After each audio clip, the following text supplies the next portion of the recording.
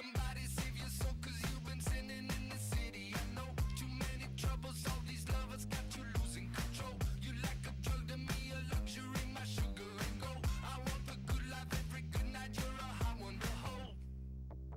Cause you don't even know. I can make your hands clap.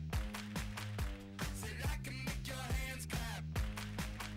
Somebody save your soul, cause you've been sinning in the city. I know too many troubles, all these lovers got you losing control. You like a drug to me, a luxury, my sugar and gold. I want your sex and your affection when they're holding you close. Cause you don't even know. I can make your hands clap. Said I can make your hands clap. Every night when the stars come out, am I the only living soul around? Need to believe you could hold me down, cause I'm in need of something good right now. We could be screaming till the sun comes out, and when we wake we'd be the only sound. Get on my knees and say your friend change round. That I can make your hands clap.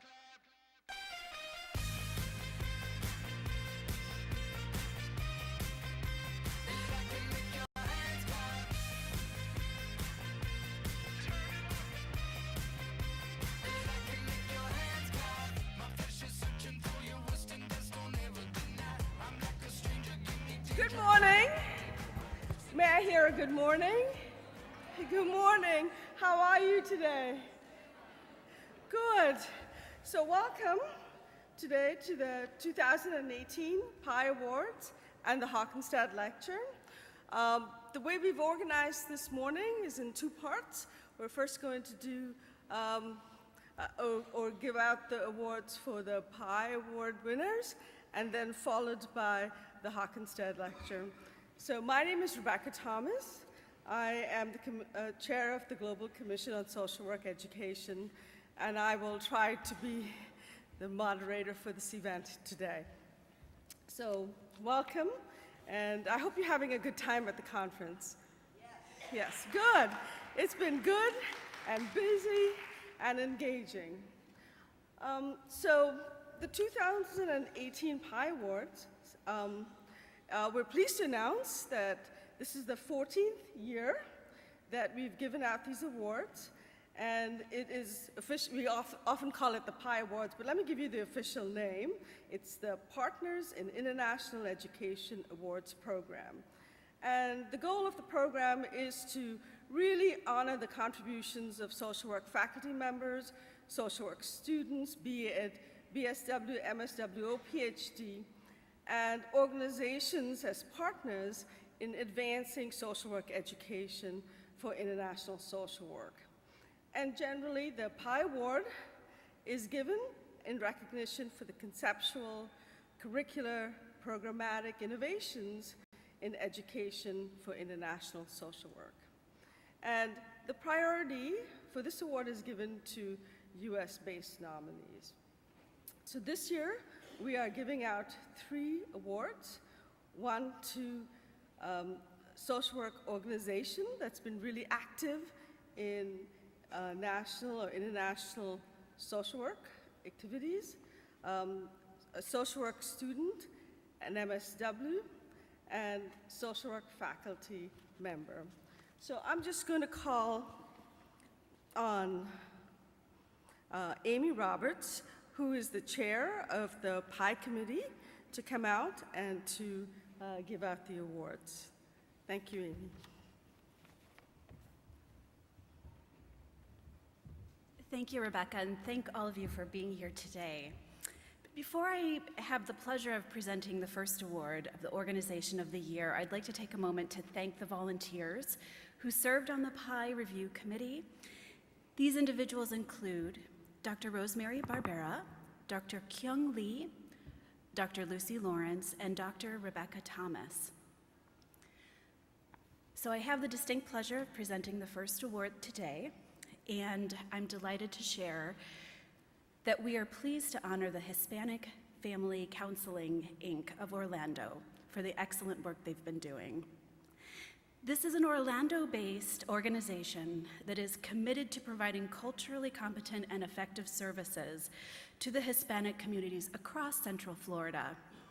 The organization is one of the largest providers of bilingual professional clinical social workers in Central Florida, and they employ a variety of innovative methods in meeting the needs of their clients.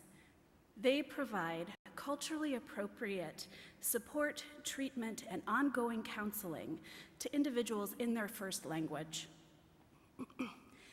Furthermore, they provide an excellent learning laboratory for students, especially graduate of social work students. They are one of the first agencies in Orlando that quickly mobilized resources to the LGBT Hispanic community following the Pulse nightclub tragedy in 2016. They've also been lauded for helping to resettle Puerto Ricans to Central Florida after the devastating hurricanes. Furthermore, the agency has recently won the prestigious Don Quixote National Award, and its staff are active in a variety of statewide, national, and international work. It is my pleasure to invite Mrs. Denise Lamas to the stage to accept this award.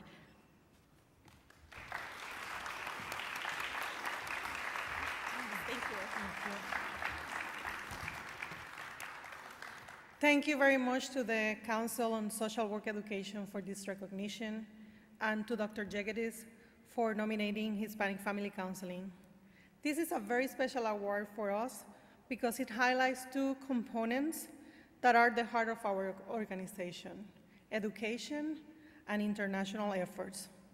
Our mission reads, Hispanic Family Counseling is committed to the education, enrichment, and empowering of multicultural communities through responsible and personalized service.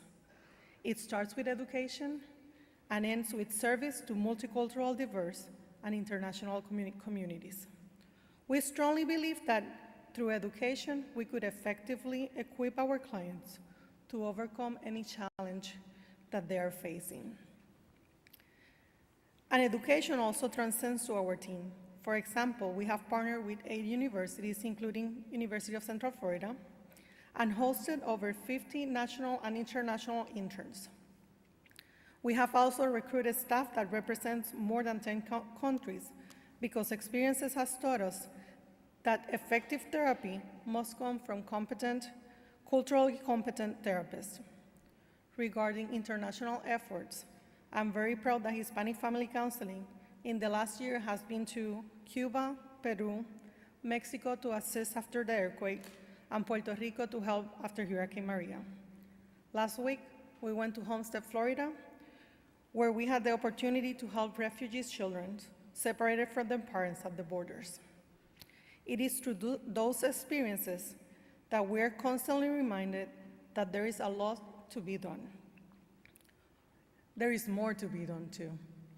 We can always do more, and we can always do better. So this award is a reminder that our job has just started, and it provides us with great motivation to continue to do more and to do better. Thank you.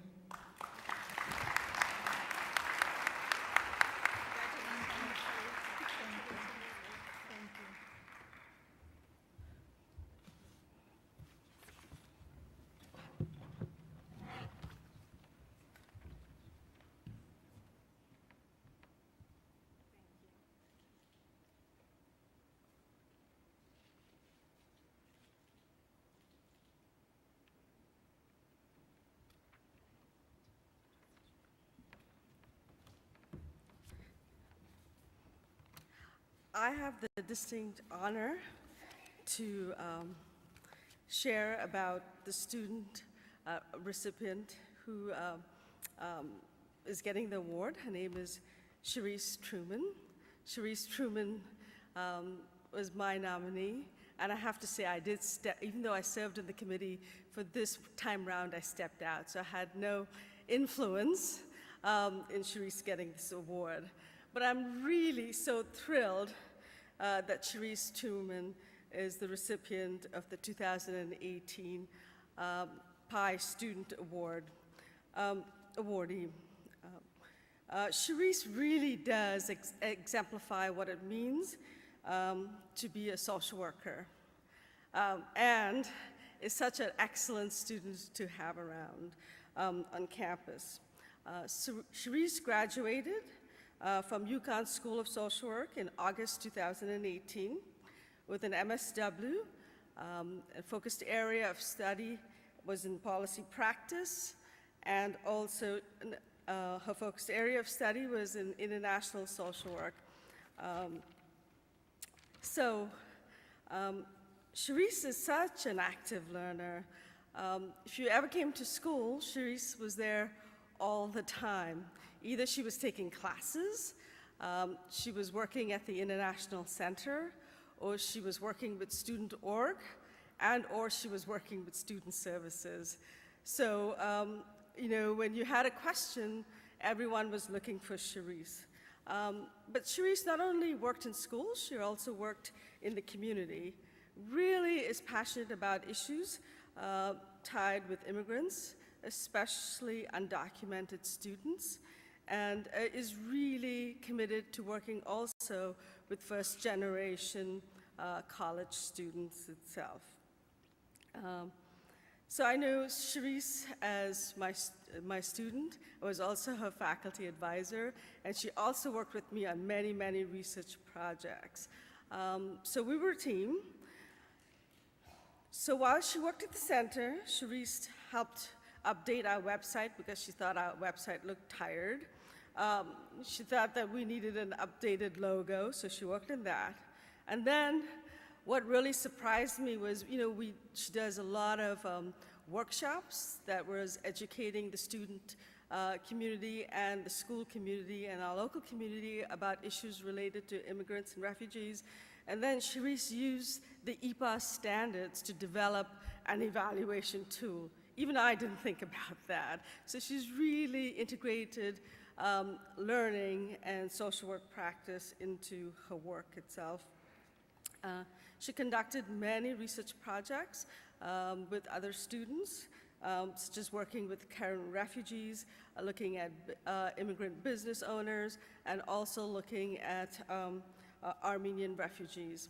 In 2018, May, she deferred her graduation so that she could be a part of the research team. In fact, she was our lead student leader who went to Armenia. She helped develop and work on the IRB, made sure that we all had our tickets, we all got to the same place at the right time, and then conducted in-depth interviews with Syrian refugees of Armenian descent with compassion and holding their stories and their narratives in very thoughtful ways.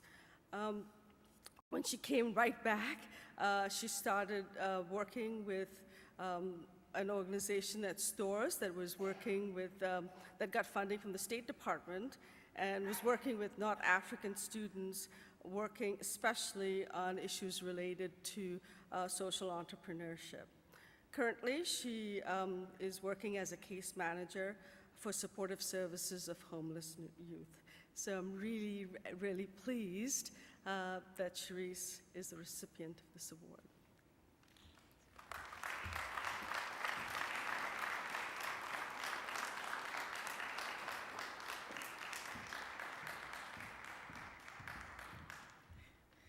Thank you. Thank you, everyone, for coming to support me, and thank you, Dr. Thomas, for that wonderful speech. It brought back a lot of memories for me. First of all, I'd like to say good morning. Hope everyone is awake. But also, great appreciation and thank you to the CSWE Commission on Global Social Work Education Search Committee for selecting me as the PI Award student recipient. Graduate school was only 1 year for me, but it felt like so much more longer. But within the school, I was able to do so many things, as Dr. Thomas has stated, and it's an amazing feeling to know that I've accomplished so much in only that 1 year. All this was not possible without the support and guidance from the faculty and staff within the school, and the motivation and the support from Dr. Thomas as well. So again, I would like to thank you, Dr. Thomas, and thank you to everyone that came in attendance to show your support.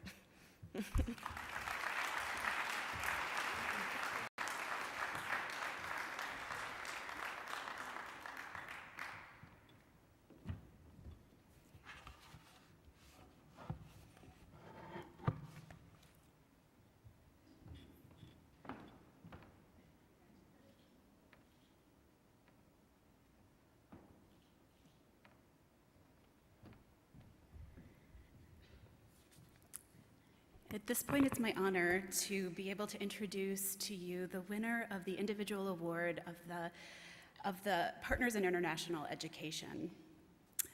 This year's winner is Shirley Gable from Fordham University. I've had the pleasure of getting to know Shirley over the last couple of years as she's chaired the Commission on Global Social Work Education.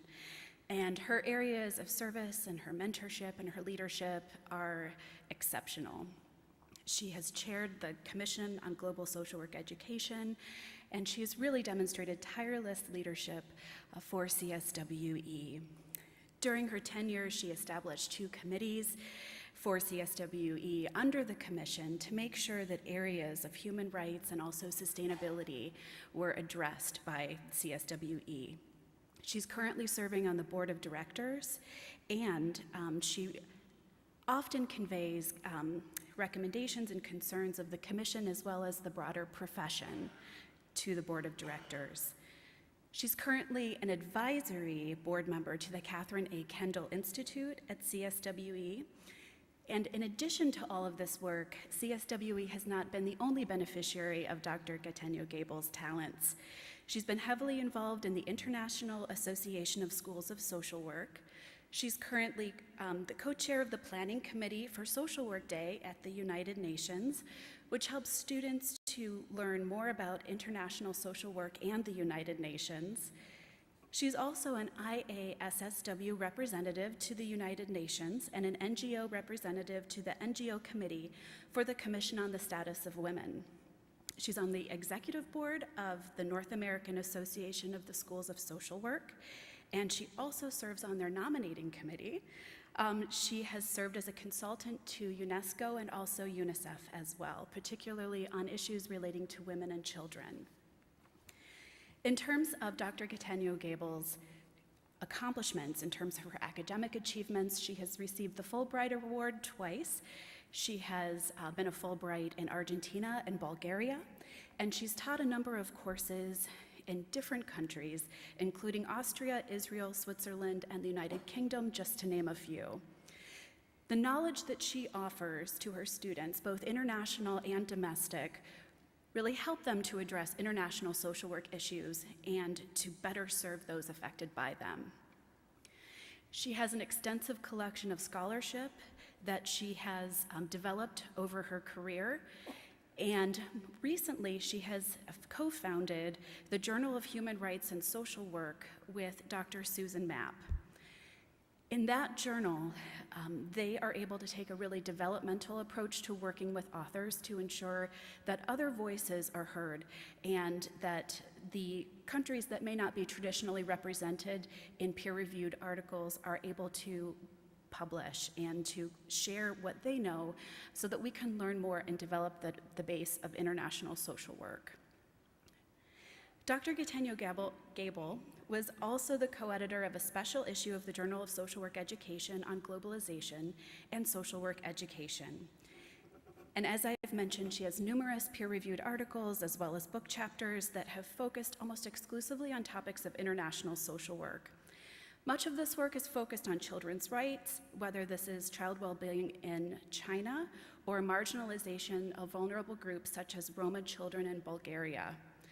Several of her pieces as well have been co-authored by doctoral students. She's passionate about mentoring students to be able to help them develop as scholars and also educate them more deeply on issues of international social work. Finally, we are fortunate that Dr. Gable often presents at CSWE, but she also presents internationally, countries such as Iceland, Ireland, Czechoslovakia, Croatia, Argentina, and Brazil, among others, so that other social workers around the world can benefit from her knowledge base and her expertise. So on the behalf of the Commission of Global Social Work Education, I hope that you'll join me in honoring Dr. Shirley Gatenio-Gable for the Partners in International Education Individual Award.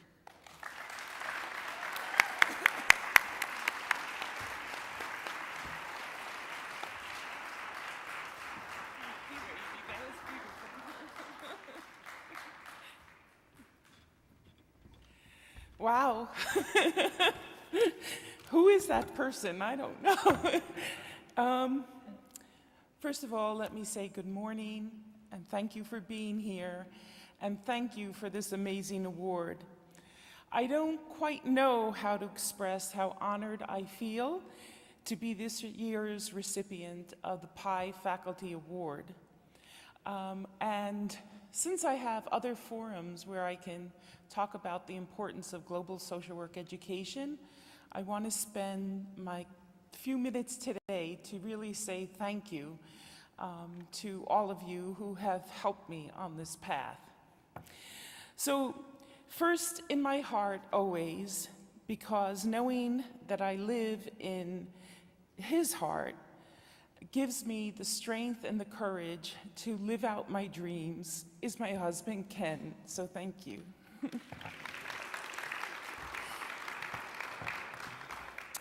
Several years ago at APM, I had the pleasure of meeting Susie Mapp. Little did we know that as we giggled our way through the many receptions, that we would go on to write together, create a popular and needed journal on human rights and social work, and become close friends and colleagues.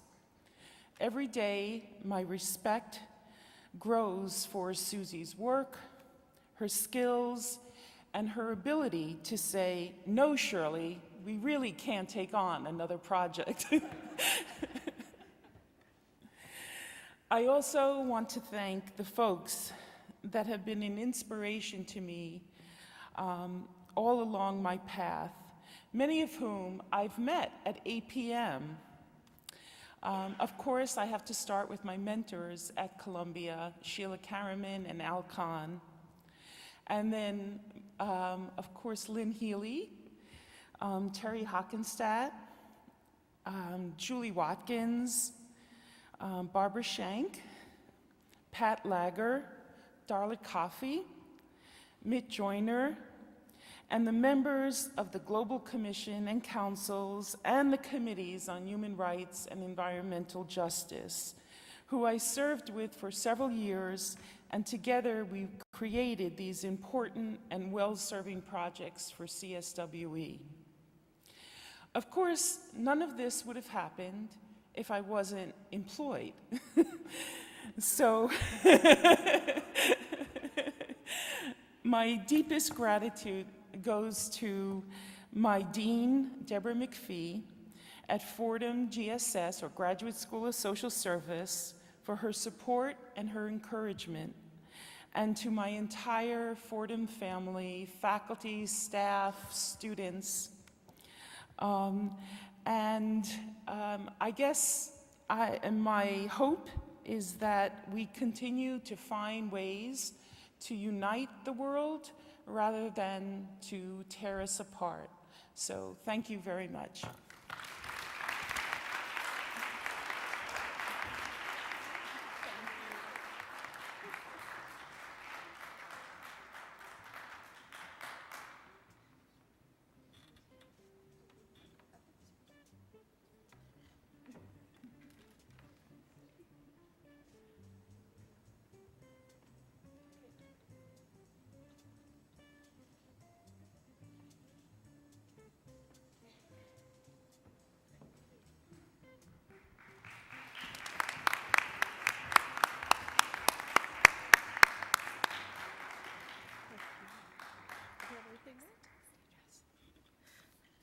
So we've ended the PI Award ceremony, And we're transitioning now to the Hokenstad Lecture. So for those that came later, welcome to the Pi Award ceremony and the 11th Hokenstad International Lecture. The first Hokenstad Lecture took place in 2007. And so it's been a while, it's been grounded. And the focus of the first lecture was the new international agendas, what role for social work. And I don't think that the topic is still very relevant today. And over the years, we've had speakers come from Australia, India, South Africa, Jamaica, Sweden, Singapore, Israel, Slovenia, and this year our speaker is from Trinidad and Tobago. I have to say, while I was looking at the list, South Africa came up quite often. The Hokenstad Lecture is graciously endowed by Terry and Terry Hokenstad, and I'd like to, at this point in time, invite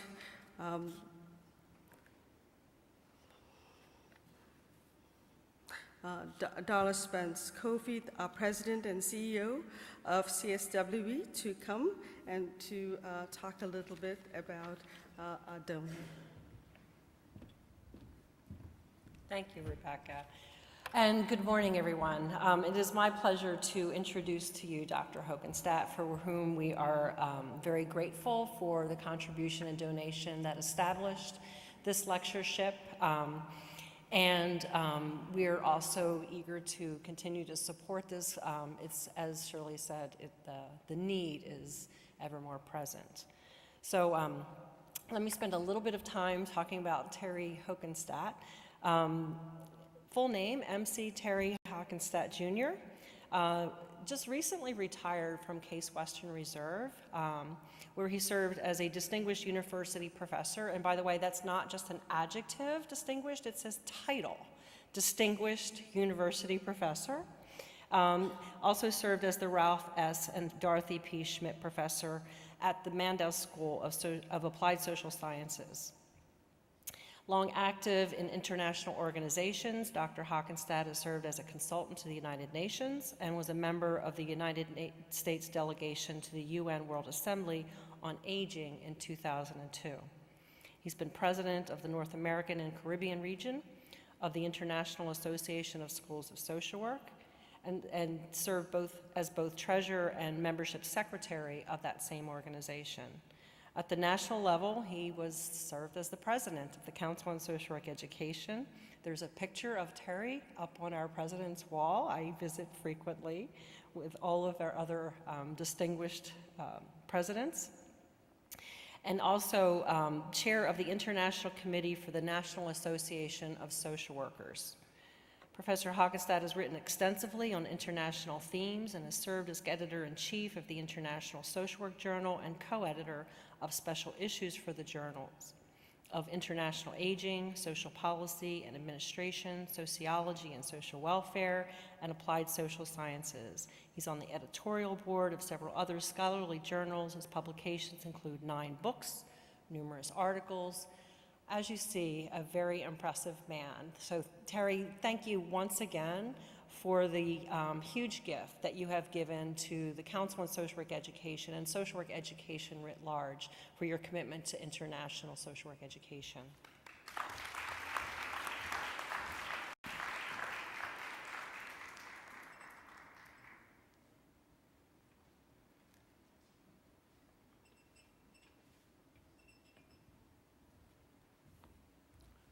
Thank you very much, Darla, and welcome all to the 12th Hokenstad Lecture, which brings social work outstanding social work educators and scholars from around the world to this annual program meeting.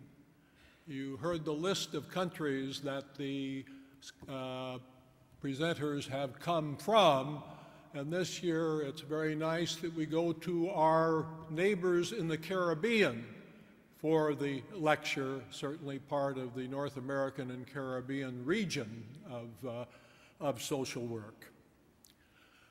This is a special year for a number of reasons, but particularly from my standpoint, it's the 70th anniversary of the Universal Declaration of Human Rights by the United Nations. And if there's anything we need more in this world today, it is attention to human rights.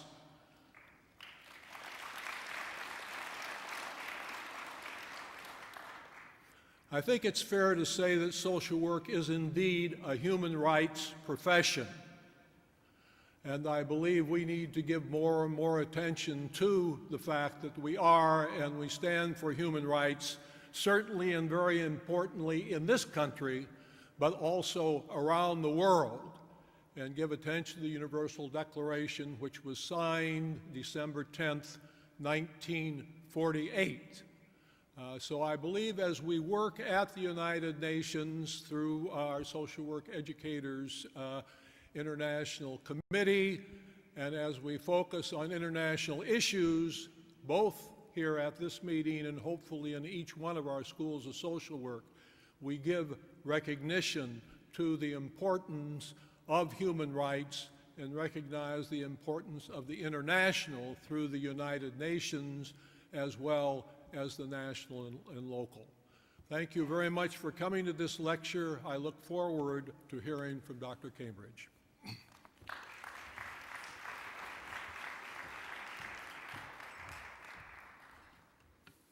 I'd now like to invite Tom Falchi, the chair of the Hokenstad Lecture Committee, Search Committee, to come and introduce our speaker. Thank you.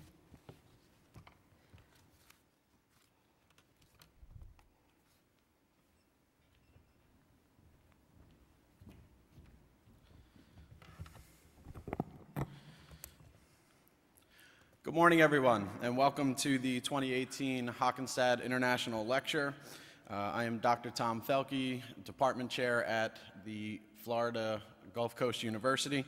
And before I introduce our speaker this morning, I'd like to take a brief second just to thank those who served with me on the selection committee this year, Dr. Steve Anderson, Dr. Martha Bragan, and Dr. Mahasin Saleh. Thank you for your work in helping me make this selection. I have the great honor this morning to introduce Dr. Innette Cambridge as the 2018 Hokenstad International Lecturer for her lecture titled Supporting the Sustainable Development Goals, Preparing Millennials to Advance the Social Development Agenda. Dr. Innette Cambridge is Professor Emerita in the Social Policy Program of the Social Work Unit at the University of the West Indies, Trinidad. She was the first local teacher in social work when the social work program began in 1990.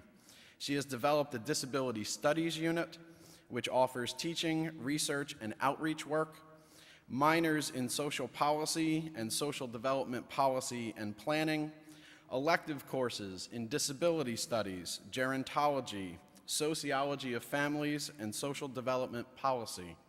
She has also pioneered teaching initiatives in social impact assessment, technology in the classroom, and international social work, which I know of firsthand, having had the opportunity while a graduate student at the University of Connecticut to both learn from Dr. Cambridge and later have an opportunity to work with her on a technology initiative. Dr. Cambridge holds a Bachelor of Arts from Morehead State University in Minnesota, a master's degree in sociology from the University of Paris, and a PhD from the Family and Child Welfare Unit of the School of Social Policy at Bristol University in England. She has over 30 published research articles and conference reports, 16 of which are refereed, and she has given over 50 conference papers and public lectures. Her papers and publications are in the areas of disability studies, social work education, child welfare, and social policy. Dr. Cambridge has been a visiting professor to the University of Bordeaux, France, a consultant to the All Africa Conference of Churches and to UNESCO, In 2004, Dr. Cambridge was awarded a UWI Guardian Life Award for excellence in teaching. Please join me in welcoming the 2018 Hokenstad International Lecturer, Dr. Innette Cambridge.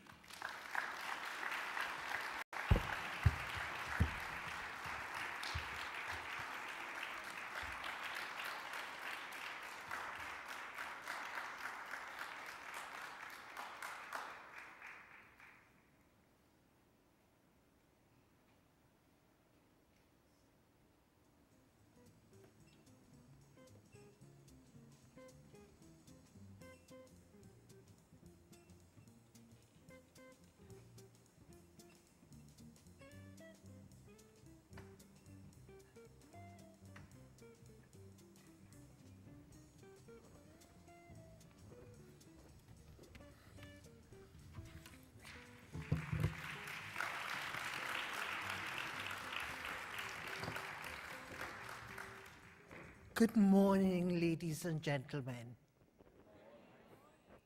All protocols observed.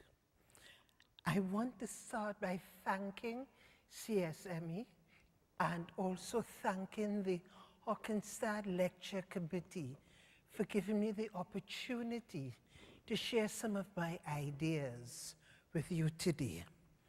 The theme that I have selected is preparing millennials to advance the Sustainable Development Agenda, linking the personal and the political.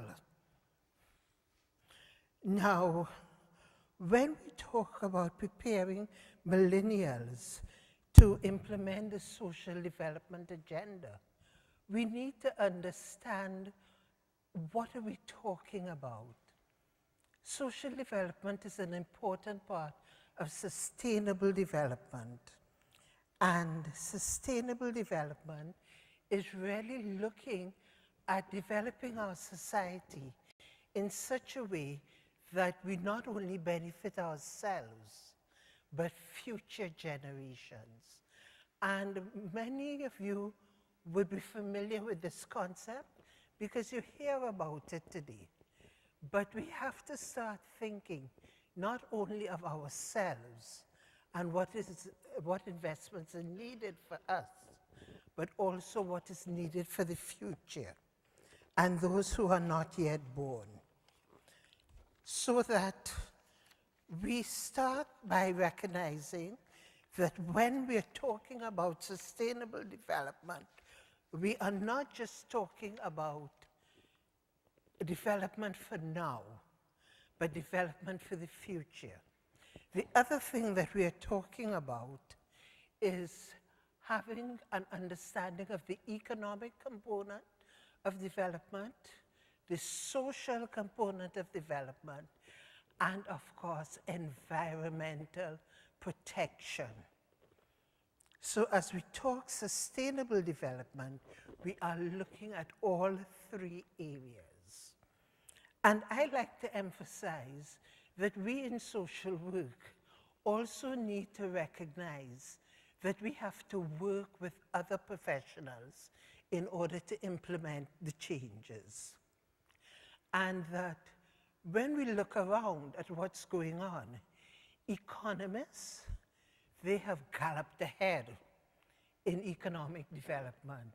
You can do courses all over the world in economic development. The environmentalists, they're giving it to us all the time. You're hearing about climate change. You're hearing about what's happening in Brazil. You're hearing about what's happening in the Sahel. Where is the voice for social development? That's our baby. We have to start putting some initiatives in place and pushing the social development agenda and being articulate about it. So the purpose of this paper is to share a strategy for implementing sustainable development and looking at how we can build a better world. It also helps us to sort of focus on the United Nations Sustainable Development Goals.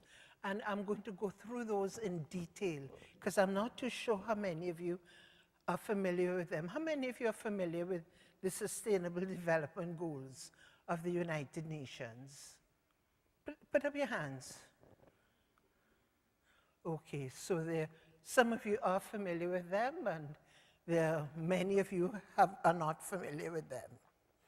And then we're going to look at how we can, in social work, work with other professions and see, what kind of direction we can take for interdisciplinary interaction.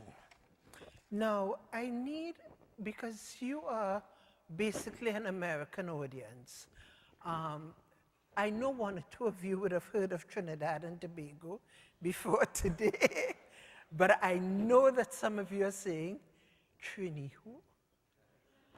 Oh, that's somewhere near Jamaica. We're used to that. And I felt that I need to share with you a little bit of the context from which I'm coming. Now, Trinidad and Tobago, I'm a citizen of Trinidad and Tobago. First of all, we need to get that clear. I was born there, I grew up there. And it is 2 islands, the southernmost islands of the Caribbean. And actually, at some parts, we are 7 miles away from South America. So we're very close to South America. Pero no hablo español, la gente no hablan español, no conocen los españoles. So we're just physically close, but psychologically very separate. Very separate because we were colonized by the British. And we're just losing that little attitude where we are British subjects. Of course, we've been put in our place quite a few times. Now, so some of you who know of Trinidad will know us for our steel band, one of the new instruments of the 20th century. These are metal drums that you play music on. You may know our music, the calypso, soca. And you may have been exposed, for instance, to Toronto Mass, Labor Day Mass, Notting Hill Carnival. I understand there's one in Miami as well. Many of these international carnivals, which have sprung up where migrants have moved to, have been very often modeled on the Trinidad and Tobago Carnival. So that is how you may have become aware of us. Now, our population is just 1.37 million people, so that we are a small population. We have a small population, as I said, and we have only been independent since 1962. You all have a longer history of independence. You all too were independent from the British. And we became a republic in 1976. We are a very diverse nation. Excuse me. We are a very diverse nation because we've got about 40% each people of African descent and persons of East Indian descent. About 17% of our population are people with mixed parentage. And then we've got very powerful but small minorities of Chinese, Europeans, and Arabs who tend to dominate the business world and the financial sector. Now, our size of our country is fairly small, 59 kilometers wide and 80 kilometers long. The total acreage on it's 5,128 square kilometers. Our economy is dependent on oil and gas. Now, whenever there's a change in the price of oil, we are affected. So you can imagine what we've been undergoing in recent years with the drop of the oil prices. The GDP per capita is $15,350 US, and the persons living below the poverty line, it's 20%. The literacy rate, however, is 98%. We've got tropical climate, much warmer than Florida. You know, I noticed many of you will say, oh, isn't it lovely and warm? And my colleague and I are saying, boy, this place is cold, you know. So, you know, putting on jackets and so, everything is relative. But we've got a tropical climate. And 2 seasons, the dry season and the rainy season. So we don't know anything about snow. Now we've got occasional high winds, earthquakes, storms, and I need to make the point at this stage that much of what you're seeing on television about hurricanes, earthquakes, flooding, it's also affecting us. So that as we think of the environmental component of sustainable development, we need to realize that even though we are a small country, we are also affected. Primary education is free and compulsory. Secondary education is free for qualifying students, and the government assists students in tertiary education. There's free universal health care, and the dominant social concern is that of crime. Just for this year, we have had already 400 murders. And it's a problem we share with a lot of Central American countries. So that's a little bit about TNT. Now, what is happening in terms of social work in TNT? It is usually practiced within the public service. So we've got medical, psychiatric social workers, school social workers, etc. You've got a limited number of qualified persons in the NGO sector. And we have an undergraduate degree that got started in 1990 at the University of the West Indies. Today we've got a master's, a PhD, and in total, besides UWI, St. Augustine in Trinidad, there are now 5 institutions that teach social work at tertiary levels.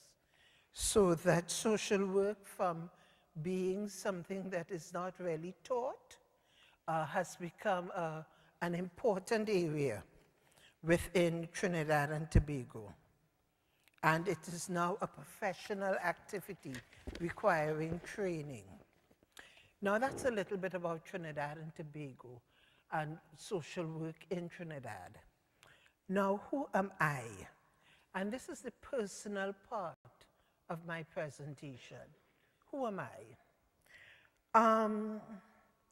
Well, as I indicated before, I am a citizen of Trinidad, and I was born there, and I'm part of the baby boomer generation, as some of you are.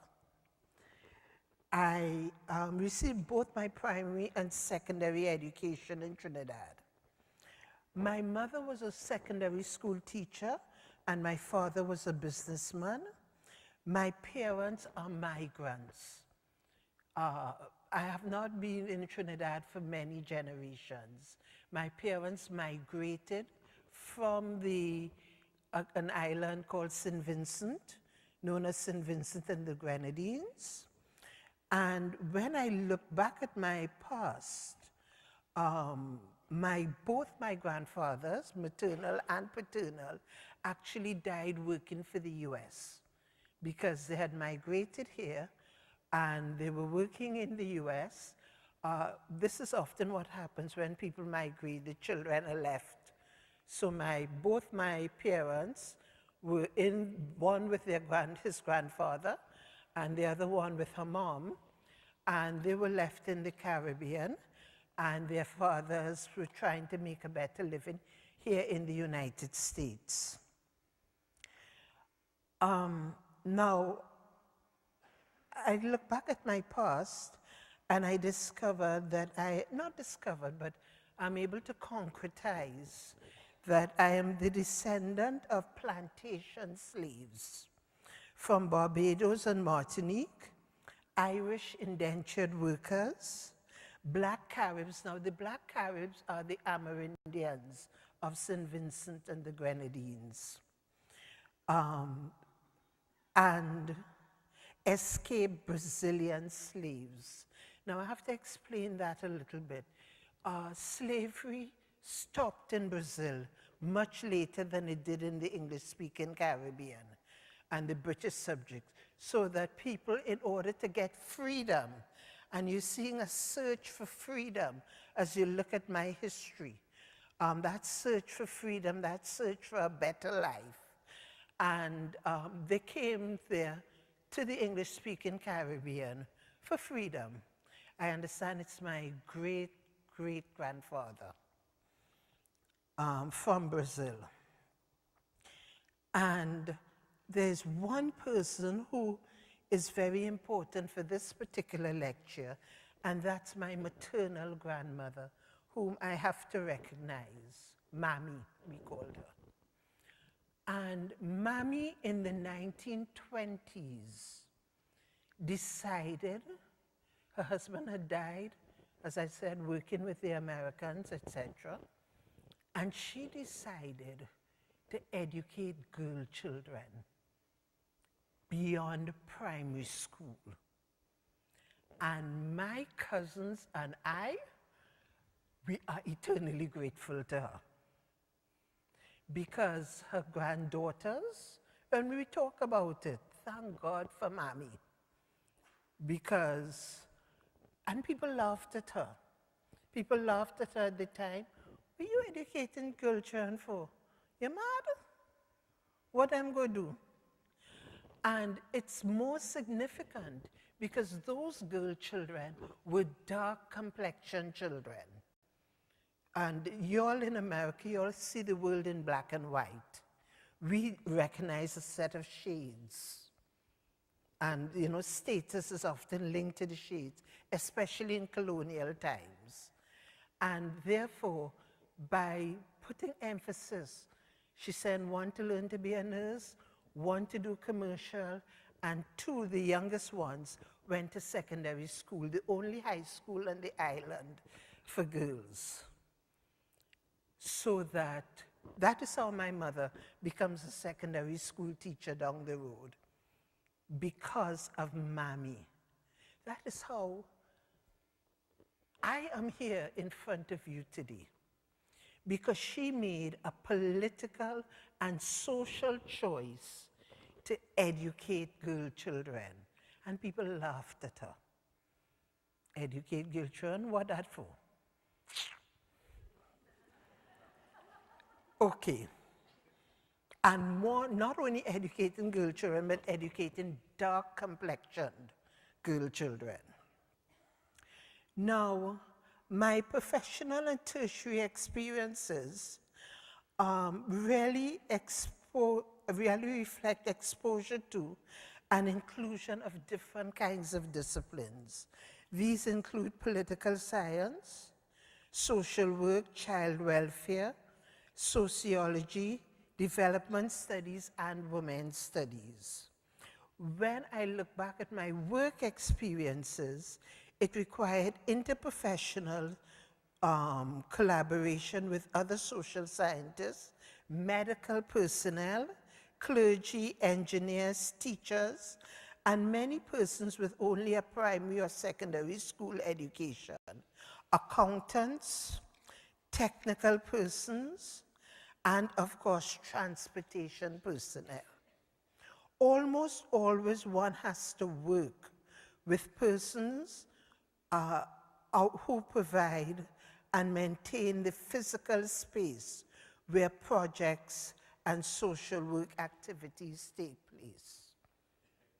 Working together with other disciplines has become a requirement to execute almost all activities of social or behavioral changes.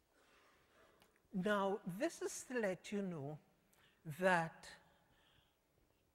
I am coming from a historical background where people have known oppression, where people have been disadvantaged, where people have been moving for freedom, moving for a better quality of life, and we have managed to make it into the middle class. And I think, it's going in close to 2 generations. We've had a fairly middle class existence before, but I definitely had a middle class upbringing. So that change is possible. From slavery, indentureship, to being a full citizen in a country where your ancestors weren't there before. It's possible. So what do we want? What are our visions of the future? What kind of society do we want to start to have? Now, planning for sustainable development requires having some vision of the future. And what are some of the visions that we have? When you talk to people, what do they say they want? Oh, I want a just, a peaceful society. Many Christians and Muslims are starting to speak of preparing for a period of peace on earth. They sometimes talk about it as a 1,000-year period. Christians every day talk about thy kingdom come as a daily request. Thy kingdom come, thy will be done. And some of it is just ritualistic, but look at the significance of this. We want a society, almost heaven on earth. Thy kingdom come. You also recognize that there are so many new technologies, outer space exploration, genetic engineering, informatics, robotics, that we are also looking for a world with interplanetary connections, and definitely we already recognize we're in a global world interconnected. So many have a vision of a balanced, sustainable development with interprofessional collaboration between environmentalists, economists, and social workers / sociologists. Now, how do we bring this vision into reality? Now, the World Summit of Social Development, which took place in 1995 in Copenhagen, sort of highlighted the importance of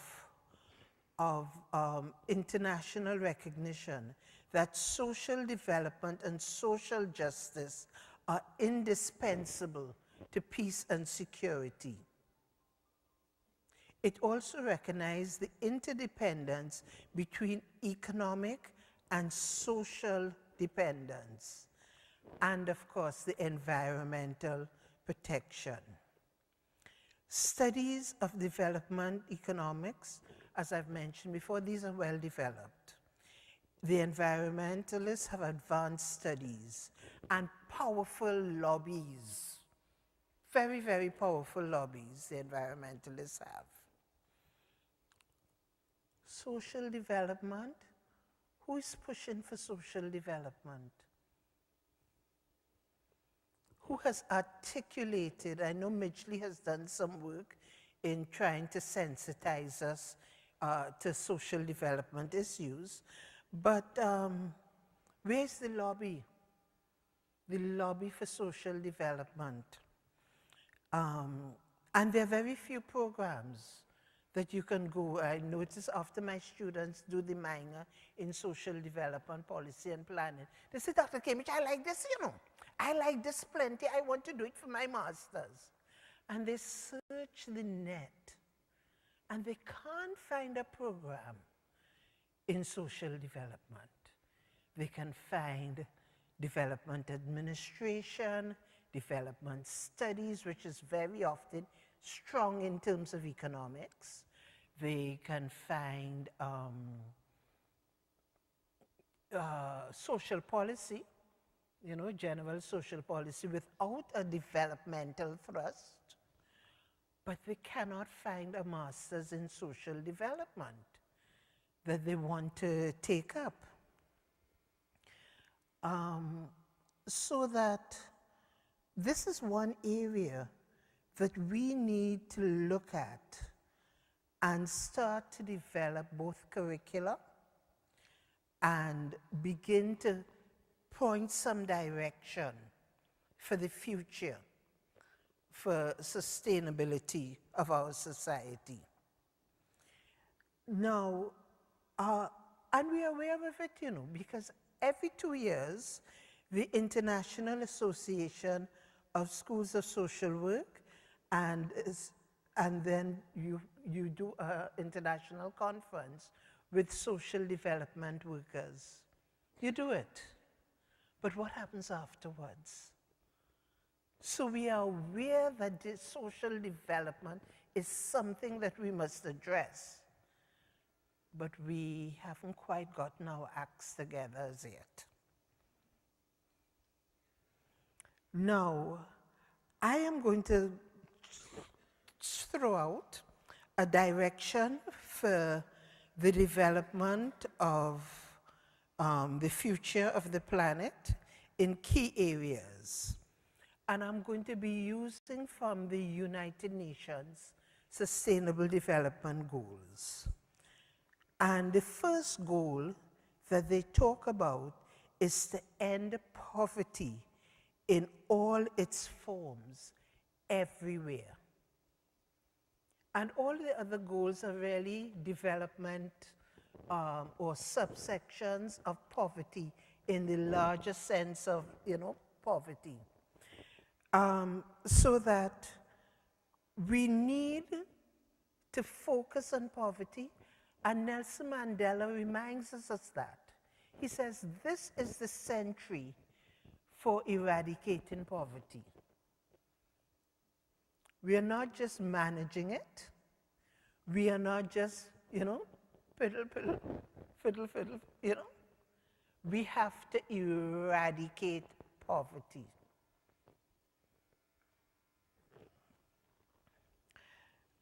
And when we look at that, and we remember Nelson Mandela's work and how he was able to carry things to another level, change is possible. We don't have to live with situations all the time. You know, it's not a question of plus ça change, plus ça reste la même chose. It's not a question that the more things change, more they remain the same. Change is possible. It will have problems, huh?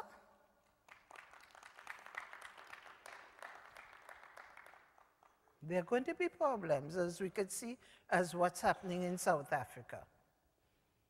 It is possible to have a better world. But we got to work at it. Now, each goal identifies an area of focus that must be addressed for a fairer and more just world. The second goal, end hunger, achieve food security, and promote sustainable agriculture. I am amazed. You know, I always thought that we didn't really have problems of food in Trinidad. And then as I've gotten older, and you know, people, you know, once you get older, people are more honest and the facades fall apart. You know, like for instance, okay, I've developed a disability. All right, I gotta accept it. You know, so rather than say, I'm not going anywhere, I just come out and I have to ask for help. Something which I never knew myself to do before. But it's part of the aging process. It's part of coming to accept change and how your body is reacting.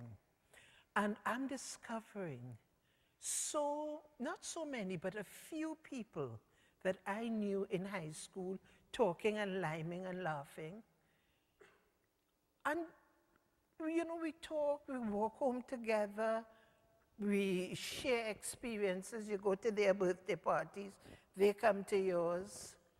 Some of these people went through days when they didn't have anything to eat. But you keep a front. You don't let anybody know.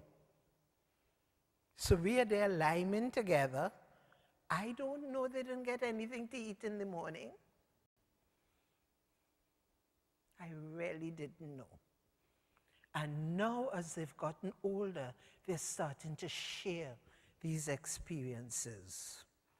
They talk about the problems with fathers, which is a problem we have in the Caribbean, about fathers either not recognizing them because they were born outside of the marriage. And it's painful, very, very painful.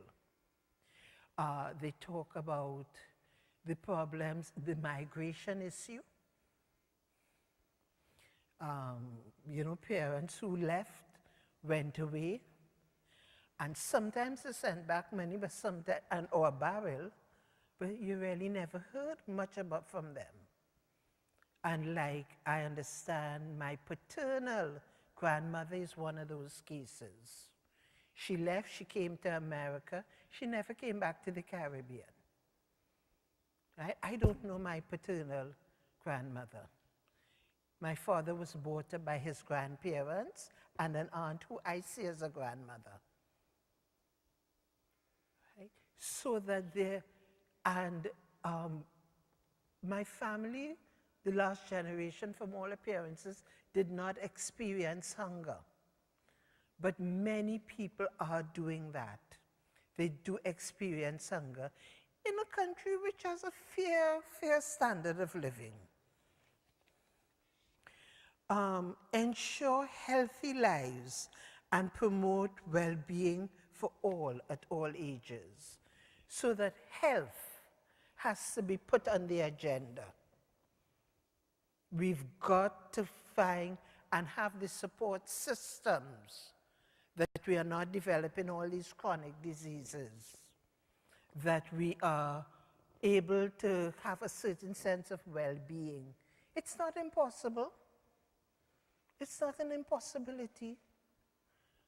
But it's not only therapeutic and remedial care that we need. We could do some much more serious preventative work and have healthy societies.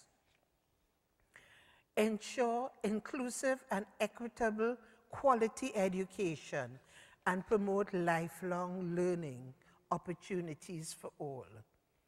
Everybody must have an opportunity. Nobody should be left behind. Persons with disabilities, intellectual disabilities, persons who may be seeing impaired, persons who live in rural areas. Everybody must get an education, appropriate and meaningful education. Gender equality. Now, for many of you, this is about empowering all women and girls. And this is what the UN talks about. But coming from, again, my context, boys need empowering too, you know, especially in education, especially in feeling a sense of being included in society. So that when we are talking gender equality, in my context, people will always bring up, yes, it's important that girls have opportunities, equal opportunities, etc. But look at what happening to our boy children. Look how much of them dying.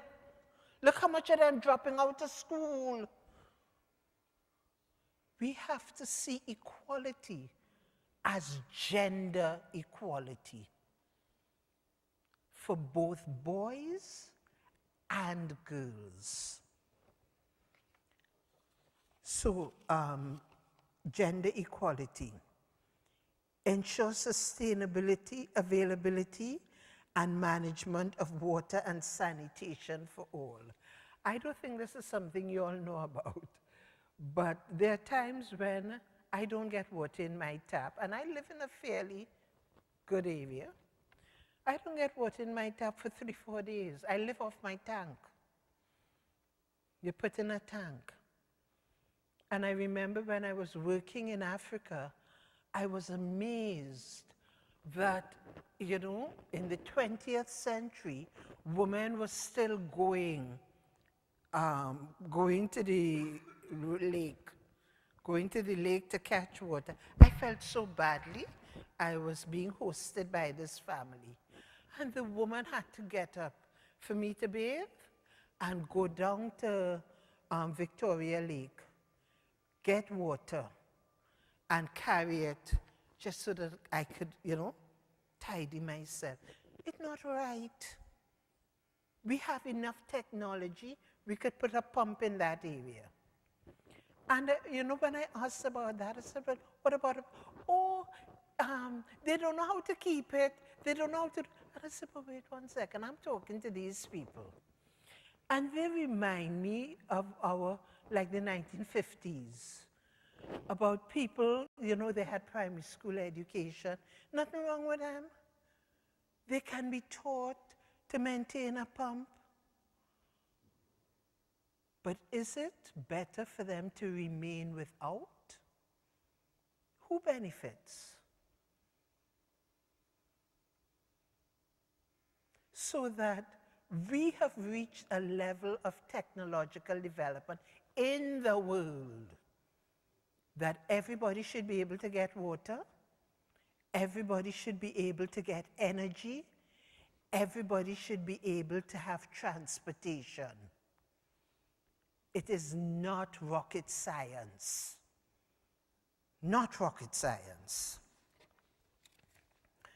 So that water and sanitation for all. Ensure access to affordable and sustainable modern energy.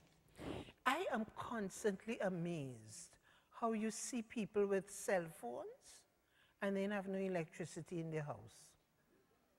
All over, everywhere you go, you're seeing cell phone, cell phone, cell phone. And I'm not too tech savvy. And, you know, I have to turn to a little child to ask me, you know, to explain how to do this, how to do that. But isn't electricity more basic? Why no electricity? Why no water?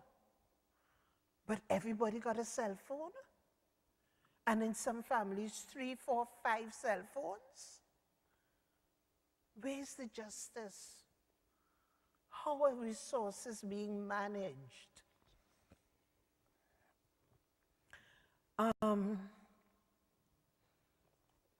Promote sustained, inclusive, and sustainable economic growth, full and productive employment, and decent work for all. Now, this becomes a question when we are dealing with robots taking over. What is happening in the future? Are we all going to be able to have productive work in the future? And this is something which we can discuss. If there's time, we could maybe, have a little discussion on this. Build resilient infrastructure, promoting inclusive and sustainable industrialization, and foster innovation. You all have experienced a couple of hurricanes, which did a bit of devastation. We're in the Caribbean, we're used to it. Although Trinidad, we consider ourselves to be God's country, because the hurricanes, they tend to go up north. They come by y'all, they go Dominica, they go Haiti, poor Haiti. They go Dominican Republic, Jamaica. And we just get a few high, a little bit of high wind and so. We get earthquakes, Venezuela is going through, Mexico going through, and we get a little tail end. So we say, well, it's God's country, God is a Trinidadian. But our infrastructure, we had one recently which made us begin to wonder if he had migrated, because the church got affected and a few houses came down, but nobody died. Nobody got killed. We got some floods recently, which was unbelievable. I said, but wait now, we move into Asia? How come we flood in so? But what kind of infrastructure are we putting in place to deal with these natural disasters? And they're being called natural disasters, but they may be really things that are not just, not just natural, and can be prevented. Then another one that we could probably discuss, reduce inequality within and among countries. That's a delicate one.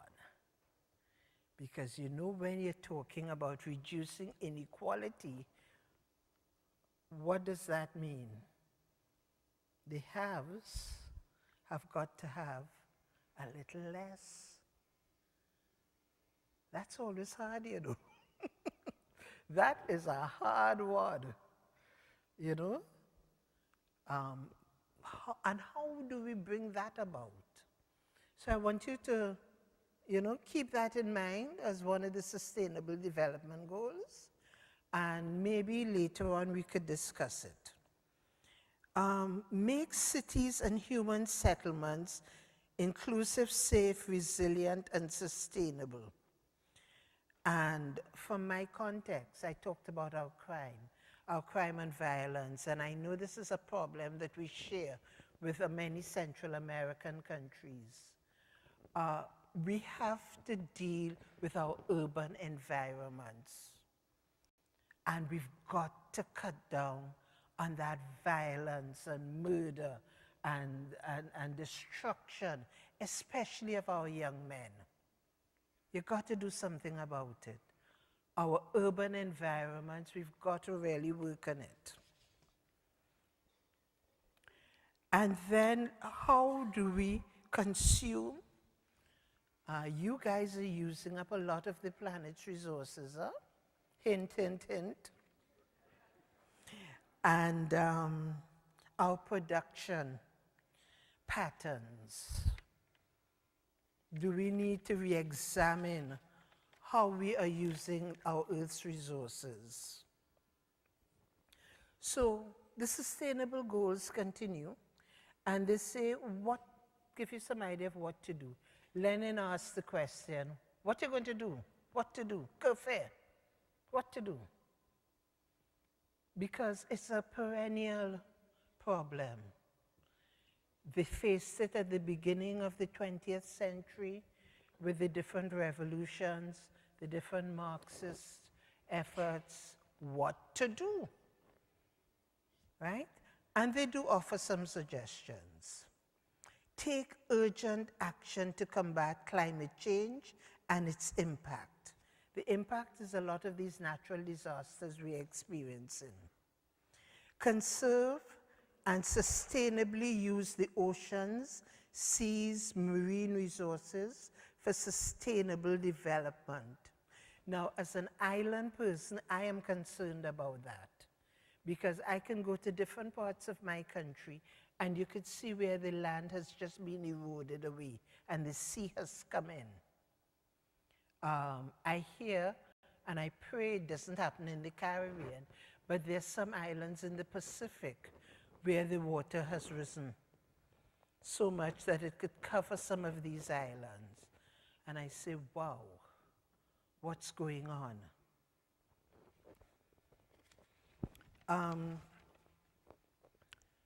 Protect, restore, and promote sustainable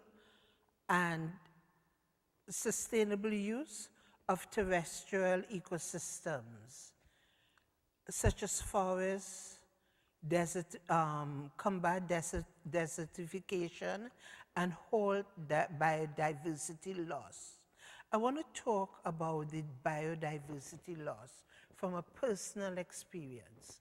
As a child, I remember we had something called the emperor blue butterfly, a pretty big butterfly, it must have been all that. And I talked about the emperor blue butterfly some time ago, and nobody in the class knew about it. They didn't know what it was. And then I realized that since my childhood, that has disappeared, definitely from the Port of Spain area. And how many more things that are such a part of our whole lifestyle that, you know, you could think of that no longer exists. Promote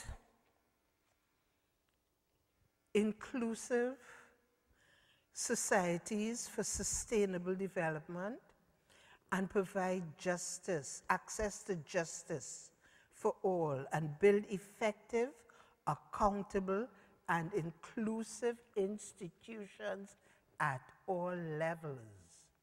Wow, justice. We are talking about court systems, legislation, prison systems. Okay, strengthen the means of implementation and revitalize the global partnership for sustainable development. So it means we're working together, and I think this lecture is a lovely example of working together, North-South, international collaboration to address some of these issues. So how are we going to make it happen? We need to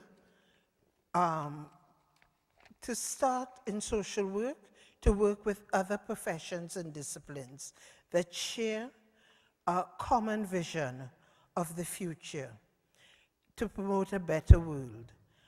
And while doing so, we must know our own expertise, what we can contribute to sustainable development. That is social development. Economists and environmentalists, they've been active, but we have to find ways of working with them.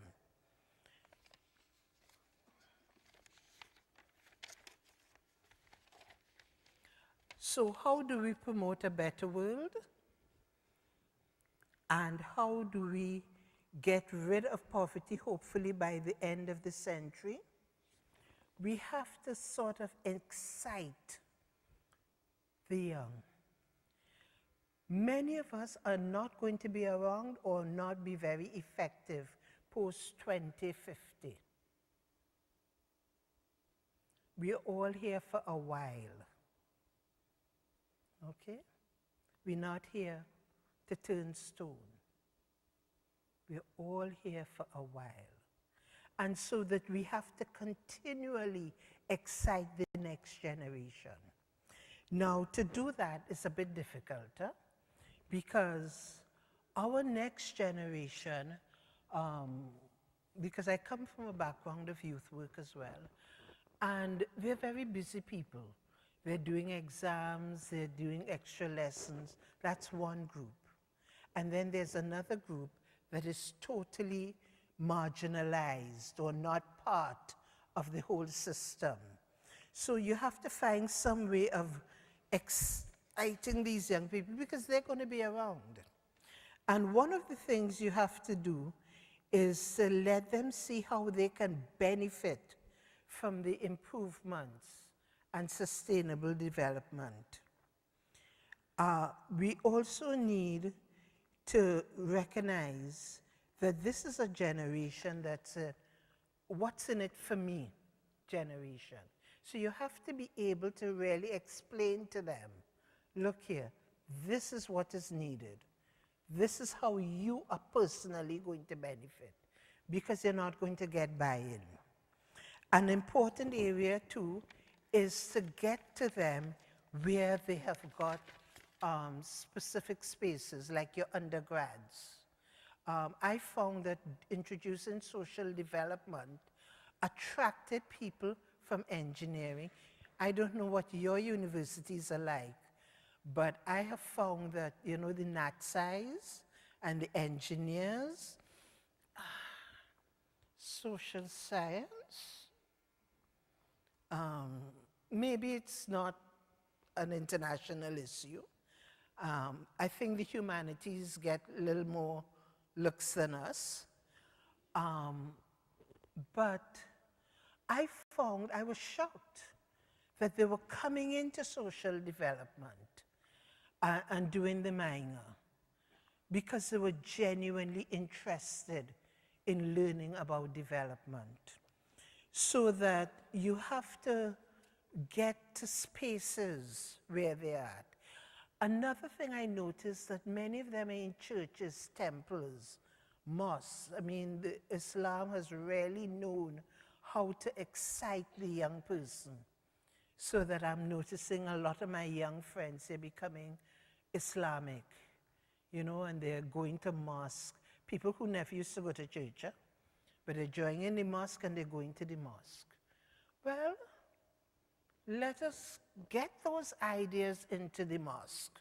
Let us get those ideas into the church. Let us get those ideas into the temple. Because the young people are going there. And they're taking in what they are being taught.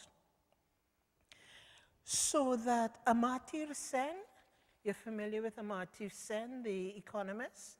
The Indian economist Amartya Sen. Oh, I admire that man. He has said that when we are talking development, we have to recognize that we are looking at freedom. And I started my presentation by telling you of my personal history and our search for freedom in our families. And this is what Amartya Sen is saying. You need to look at enabling freedoms, enabling economic opportunities, freedom from oppression, freedom from hunger. This is what development is about. And he says you've got to make a commitment. And that commitment is a choice, a personal, individual choice. Very much like the choice Mammy, Mother Hayward, my grandmother made in choosing to educate girl children. You make a choice, a conscious choice, and that you can allow to pass on through the generations. I thank you for your patience and your time.